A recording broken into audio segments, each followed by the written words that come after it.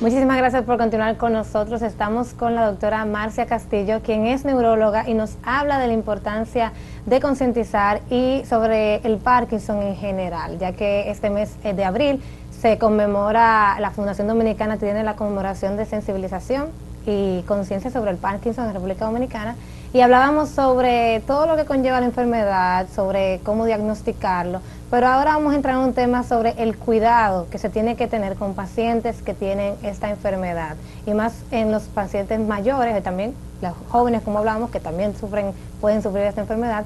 Entonces, en ese sentido, ¿cuál es el rol o cómo podemos educar a las personas que tienen un familiar con esta enfermedad? Lo primero es que hay que entender que no todos los Parkinson evolucionan igual. El pronóstico en el Parkinson un poco se construye, ¿no? Desde la idea de que en el momento que se da el diagnóstico hay que darle esa cuota de responsabilidad al paciente. Parece algo como un poco, no sé, tejido desde la idea de que el médico tiene la mitad de la responsabilidad, pero el paciente tiene la mitad de la responsabilidad. Don Ramón y Cajal, uno de nuestros referentes en salud, premio Nobel, de medicina, decía que todo hombre, si así lo quiere, puede ser escultor de su propio cerebro. ¿Qué quiero decir con esto? Que cuando nosotros diagnosticamos una enfermedad y el pronóstico es muy individual, no existen dos Parkinson igual, cada paciente puede evolucionar de forma diferente. Entonces, desde ahí también cada cuidador es diferente. Entonces, el cuidador es el paciente cero, porque el diagnóstico del Parkinson se le hace al paciente, pero lo sufre la familia. Claro. Entonces, hay pacientes que evolucionan bien, hay pacientes que tienen una evolución a veces un poquito más tórpida, más deleitoria, un poquito, podríamos decir, más terrible, por usar una palabra lastimosa, pero que no necesariamente tiene que ser así. Entonces, por eso es importante desde el principio decirle, mira, tienes que utilizar tus herramientas de ayuda, ejercicio, comer sano, hacer ejercicio, y al cuidador también educarlo sobre su autocuidado.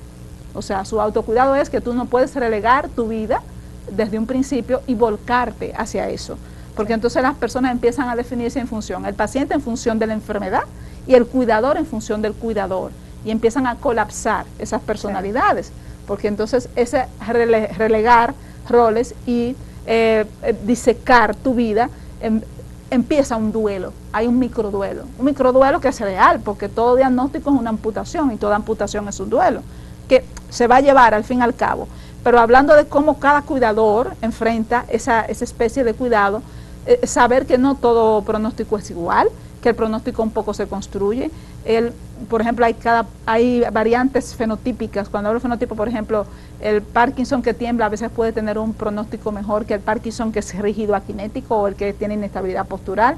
Y claro, el núcleo de contención de la familia es muy importante. Cuando hay un cuidador que es cautivo, o sea, tú no elegiste ser cuidador, por ejemplo, yo lo cuido porque él es el papá de mis hijos, me tocó cuidarlo, pero no fue una buena persona, no hubo una buena relación interpersonal previa, fue una persona, para poner un ejemplo, un maltratador, una persona que estuvo en la calle y de pronto tiene una enfermedad neurodegenerativa y a ti te toca cuidarlo. ¿Cómo va a ser esa relación de cuidador y cuidado? Claro. Ahí viene la sobrecarga del cuidador, los hijos que entienden que la señora tiene que cuidarlo, porque cuidadora se escribe con A. Aquí no entremos en temas de feminismo, pero la mayoría de los cuidadores son cuidadoras. Sí. Y eso viene desde una sociedad que es enteramente patriarcal, falocentrística, pero también viene de un concepto judeocristiano, claro, de la religión. O sea, está muy aquisolada esa idea y se desgasta. Ahí viene el síndrome de burnout o síndrome de sobrecarga del cuidador, que también incide en el maltrato del paciente. Entonces, claro, las relaciones interpersonales, las personalidades también imprimen,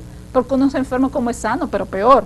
Entonces, a veces el paciente que es cuidado puede asumir dos posturas, o se vuelve una persona muy victimista, o se vuelve una persona que es a veces dictatorial desde su personalidad.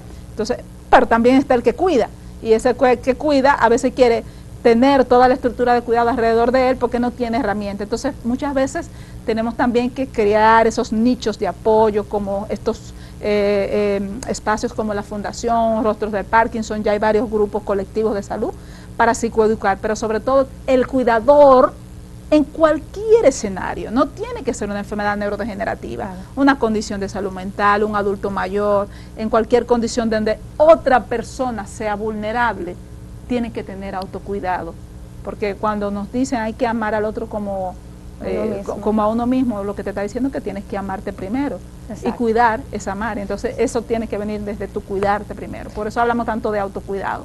Sí, en ese sentido también es importante entonces, el apoyo psicológico tanto para un paciente como para un cuidador y más. Total. En esa parte, ¿qué tan posible, qué tan accesibles son las herramientas en República Dominicana, por ejemplo, para sectores vulnerables, donde no se tiene quizás esa idea o no se tiene esa educación ni siquiera básica sobre el cuidado, sobre el otro? ¿Hay herramientas, esos espacios de los que usted hablaba, cuáles podemos buscar si tenemos un paciente en casa? Cada día vamos creciendo más en ese sentido. Por ejemplo, la Fundación tiene 14 años, nosotros hacemos jornadas para cuidadores tímidamente porque no tenemos presupuesto. Y en el país ya hay 2 colectivos y uno que está ahora formándose, y hacemos jornadas para cuidadores. Desde esa timidez, sin presupuesto, hacemos lo que podemos para educar a los cuidadores sobre cómo cuidar sin desgastarse. Porque lo que pasa con el cuidador es eso, que pasa por el síndrome de sobrecarga del cuidador, porque a veces no sabe cómo cuidar. Uno cuida desde su yo, desde su estructura psíquica, y por eso se desgasta. Y tú bien los dices, desde una población vulnerable, ¿con qué herramienta una persona cuida? A veces no duerme, come mal, los demás.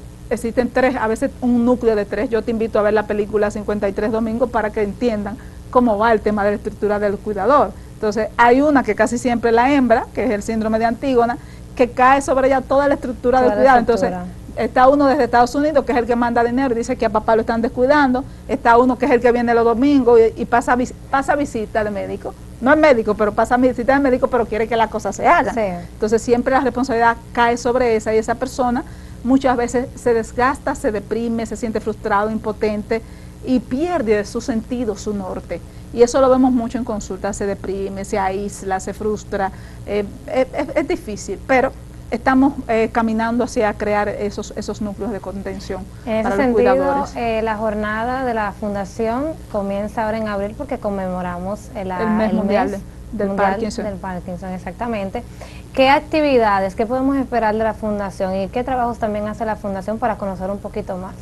La Fundación realiza actividades muy variopintas, desde actividades de psicoeducación para los pacientes, sobre las fluctuaciones, la misma enfermedad, sobre necesidades especiales, como por ejemplo la nutrición, fisioterapia, actividades de integración que son muy importantes para la prosocialización, como la que vamos a hacer ahora el 18, porque ya las otras 2 pasaron, que fue el Cineforum, el Parkinson en primera fila, que era un poco concientizar al personal de salud, el Tai Chi al amanecer, que también ya pasó, que era para prosocializar y buscar el equilibrio mente-cuerpo, y esta que es más bien lúdica, recreativa.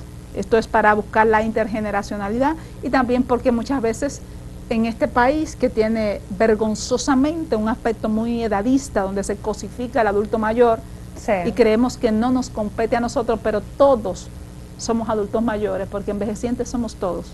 Y ahora miramos al adulto mayor que está caminando con Parkinson en la calle, a paso lento, torpe, que se cae, pero en un momento podemos ser cualquiera de nosotros. Y lo que estamos haciendo ahora no solamente es por ello, es por nosotros.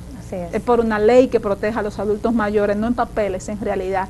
Es por espacio, es por política, es por medicamentos que no se contemplan en los catálogos. Y esto es real, es una realidad que nos va a tocar a nosotros en algún momento. Este es un llamado a la responsabilidad que tenemos social, real y humana a proteger nuestra raíz, que son nuestros adultos mayores, y que seremos nosotros algún día. Entonces el 18 estaremos ahí en esa actividad de integración de la Fundación Dominicana contra el Mal de Parkinson, una actividad muy bonita. Ahí se hacen torneos de dominó, el Parkinson, que es un baile grupal que se hace, gimnasia cerebral, papiroflexia, muchas actividades que son itinerantes, se van cambiando. Entonces, para llegar a las actividades Esta será en el Museo del Hombre, el 18 de abril. Pueden escribir por el DM a la página de la Fundación, @fundoconedep, y por ahí pueden inscribirse y reservar su cupo. Quedan pocos cupos. Pero nos siguen porque siempre estamos haciendo actividades. Si tienes o cuidas a una persona con Parkinson o tú tienes Parkinson, no te quedes solo, no te apartes, que nadie se quede atrás, porque al fin y al cabo la vida es la calzada de Emaús. Todos tenemos que acompañarnos. Vamos a repetir las redes sociales para despedirnos. En la Fundación estamos como @fundoconedep y una servidora @doctora Marcia Castillo. Muchísimas gracias, doctora. Gracias Yo a creo ustedes. que queda mucha información también que podríamos hablar en otro momento, pero creo que esta participación ha sido muy reflexiva sobre lo que conlleva ser un adulto mayor, una persona en la vida social que está propensa a tener cualquier tipo de enfermedad, no solamente el Parkinson. En otra oportunidad quizás podemos hablar del Alzheimer, que también tiene una tasa súper alta aquí en República Dominicana y en el mundo. Pero muchísimas gracias por estar con nosotros. Ustedes no se despeguen de la pantalla y sigan con la programación de Acento TV y nos vemos en una próxima.